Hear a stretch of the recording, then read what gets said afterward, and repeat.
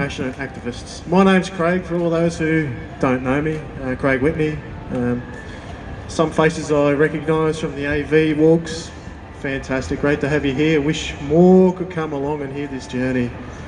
My background is I've spent a number of years, or 7 years, in the slaughterhouse, beef slaughterhouse industry. I'm a slaughterman by trade. I've done a lot of crazy shit that normal people wouldn't know or would expect to pay people for. So my topic basically is around, we're a byproduct of air conditioning, and it's air conditioning that can basically create us or kill us. 7 years in this industry was a basic, well, because of I grew up on the land with my dad, so I'm a farm boy, done a lot of crazy stuff on the farm. Dad always told me the magical story of where our beef comes from in fairyland, of how suddenly, you know, there's an innocent cow in the paddock grazing away, and then suddenly it appears on our plate. That's what I learned to grow up with as a little lad. And eventually, as I got older, I started asking questions, and that's when my father started teaching me the aspects of slaughtering. So at 9 years old, you know, 9-year-old kid on the farm, I was running around with a rifle, happily learning to shoot things and animals and process beef for the freezer, for the family freezer. Later on, I left home at 19, I was on Centrelink. I didn't have much of a choice, so the mates dragged me in and moved me out to Inverell, where I got a start at Binderee Beef. Pretty much pushing blood on the kill floor between the knocking box and the bleed rail. That was my first job ever in a meatworks. Pretty daunting when you see a chain of cows coming around the corner, have just been freshly knocked, swinging at their last moments of life, and then as a floor boy working for a wage, you've got to push all the blood down the drain to keep the place nice and clean for a QA officer to mark it off. I lasted at Binderee Beef in Inverell for about 14 months. Had to leave town because as a young wild meat worker full of alcohol and drugs, I was told to leave town, so I literally did. I moved to Ipswich, where I got a start at Dinmore, and I resumed my career. Completed my traineeship at Dinmore. I've done my trade as a slaughterman, as well as a boner and slicer in the boning room, so I'm a multifaceted sort of labourer within that industry. 3 years at Dinmore, I left the industry, started a business which ended up failed. I got a job at ACCC over here at Cannon Hill, where I resumed my career. And that basically, it took me into more of the slaughterman role. So basically, my role as a slaughterman, as the cows get hand-fed into the knocking box, they are then stunned by a captive bolt, which then practically they collapse unconsciously, which most of the time it doesn't work. So about 50% of the time it doesn't work, and the cows are semi-conscious, as then they are rolled 90 degrees to lay face on their back, while the slaughterman does his roll of left to right through the windpipe, and then snaps the neck, and then the shackler shackles, and then basically the beast gets hung up, and then the process repeats. So I basically polished off my slaughterman role at Cannon Hill, and I learnt the captive bolt system. They say procedure. I had to do that many animal welfare courses, but really it was just legalised cruelty through the so-called government system that we're all a part of. I then got promoted as a trainee sort of trainer. So because of my hunger and aggressiveness to push up the industry, I started travelling. I've been up to around areas of Northern Territory. I've been to Western Australia, setting up small sheds for the Aboriginal communities to give them a bit of employment, because the bullock it's a rising industry in China. I've travelled to areas in Malaysia, and I've seen the rich and the poor style of halal slaughter. The rich, where they use a head bale, no stun, put Australian cow in a head bale and cut their throat while alive, no stun. Where the poor style is no bale, and just basically a labourer just hangs on for his life while the cow suffers and runs in sheer panic before it basically collapses. I've been to Japan on the Osaka grain-fed line. I've seen basically Australian beef get shipped live export to Osaka and then loved pretty much to death. And what I mean loved, they are massaged, they are bathed twice a day, they are hand-fed, and literally upon the point of slaughter, the beef is basically green. And I mean green. That's why it sells so high in the top tier dollar, and the lower and the middle class, well, they get thrown treats like a dog. I've travelled to bits of Europe, seen the different procedures over there. I've been to Johannesburg in South Africa with the world's cleanest, and I mean polished slaughterhouse on this planet. We have to shower in, shower out twice a day. Where does this all bring me currently? Well, I bailed the industry in late 2013, so basically 7 years in the industry. I just had enough. And I sought other endeavours, and basically until I got into transport, where I'm still am currently today. I'm nearly 5 years in the game. I've done really well. But it wasn't until November 2017 is where it all come back and sort of broke me. I had a relationship separation, which was the trigger of my breakdown. I literally had an absolute mental breakdown. Nightmares. All I could hear was these screaming animals in my mind, these calves, these cows, all upon a point of death, who I butchered for $1. I mean, I didn't know any better. I was just an employee of the system, a byproduct of an industry that programs modern day killers and then spits them out at the time when they do break.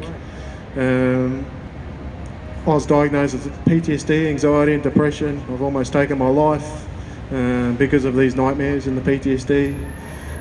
There was always one memory in my mind that stuck. I was in the kill floor one day coming through the fetal room.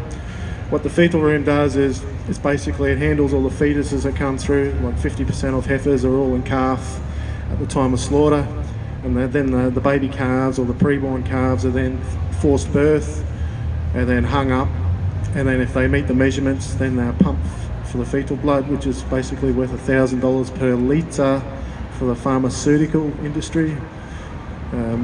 Pretty gory sort of stuff, but it saves lives apparently. Cow blood, they mix that with human DNA and do transfusions and all sorts of weird sort of stuff.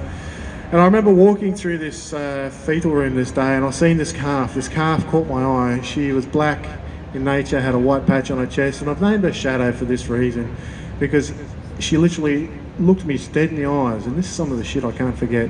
And as the slaughterman or the labourer took its life, it's like her life she just paralysed me within a vision of thought. And then it was basically, there's 1, 2, 3 blinks of life, and it just nailed me on the spot. It never hit me on the day, but as later on, as I went through my breakdown, all I could see was this main imagery, and this is where I've named her Shadow. And after my breakdown, as a psychologist sort of break me down and put me back together, it's like, really, you could do something here. And unfortunately, I've associated with some vegans, mainly from Melbourne, who were at that point of my break, and then encouraged me to go towards a more plant-based diet, because I was a meat eater. I love my meat. There's no way about it. This typical wild meat worker who loved his meat and didn't care, but I love my dogs and I love my so-called pets. Then these vegans, they encouraged me to go plant-based, so I did. I started asking questions like, how could I replace this with that, and I've been on that journey since 2017. I've finished my mental health care plan. I'm basically at that stage of starting to share my story. So I've started a separate Instagram account where I'm sharing the horrors from this industry. I'm taking photos and outsider stories from different activists, and I'm adding my flavour to a much more deeper and darker level. Could be the PTSD, I don't know, but it's just sheer experience and getting a lot of traction. I suppose there's a couple of things I can teach from my own perspective. Is basically as the first step is align your values with your actions, as I've learned. I mean, I was a serious so-called pet lover. I love my hunting dogs, I love my dogs, but at the same time, I love to kill animals, and I love to go hunting on my weekends. It's like, when I looked at from an animal activist point of view, how is that for me? How is that aligning my values with my actions? If I'm gonna be a so-called vegan or a plant-based and also an activist, I must step into that realm of saying no to the old and yes to the new.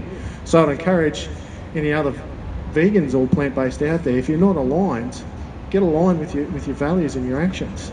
And the second of all is basically what I've learned through the Mankind Project, which is basically the men's mental health or the men's circles I attend. Basically, being able to speak my truth in a sheltered environment is basically own my shit. When someone does challenge me on something, it's like, yeah, I did that. So what? I did that at a point of life. You're basically reacting to a point that that what I've said or I've noted somewhere, and it's giving you an emotional charge to defend yourself, and then allegating me of doing something. It's like, yeah, I've done that, but I'm moving forward and in that, and taking that with me, and turning that around into a bigger cause. I mean, we all weren't born vegans, were we? Hands up. We're all meat eaters at one stage, carnists, supporters of horror industries, yeah. But there's a time we had that trigger inside us that turned us, and we've just got to own our shit, and we've got to walk forward and move with that. And the third thing I'd like to throw out there is serve your cause. I've literally turned my demon around, and I'm turning that into a cause. I get out there with AV and the cubes whenever I can. I get out there as much time as I can to share my activism, whether it's publicly or the internet, wherever. I don't care. I'm here to share. I'm not here to argue. And that'll continue as I grow. I mean, I'm starting a new movement, Generation Compassion, which I want to fuse all activists from all different walks of life, whether it be animal, whether it be mental health, into one movement, one super movement. Okay, that's good. Into one super movement, and so each activist can connect with each other and not argue with each other, but just and move in a bigger movement. These industries, they need to be closed. I mean, I'm a byproduct of this industry. Workers go home each night, slowly and surely becoming triggered. It only becomes that trigger and they can snap. I mean, there's stories of Anita Kobe, I've just forgotten the name now. There's stories of serious criminal activities that have come, worse than my own sort of experience that have come out of this industry, of workers having serious breakdowns and taking lives of humans. There's heaps, Google it. These industries, they need closing, psychologically and mentally. We can all benefit from this, whether it's from an outsider or an insider. It's not the workers' fault, they're just programmed to do a job.